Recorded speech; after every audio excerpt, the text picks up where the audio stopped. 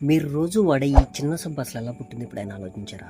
వేల సంవత్సరాల క్రితం సబ్బు అన్నదే లేదు. అప్పట్లో మనుషులు శరీరం కేవలం మట్టి, నీరు, ఇసుక, పక్కనున్న చెట్లు, మొక్కల ఆకులతోటి శుభ్రం చేసుకున్నారు. ఒకరోజు వంట చేసిన తర్వాత మిగిలిన చెక్క, బూడిద, జంతువుల కొవ్వు, నీళ్లు కలిపి ఒక మిశ్రమంలా ఏర్పడింది.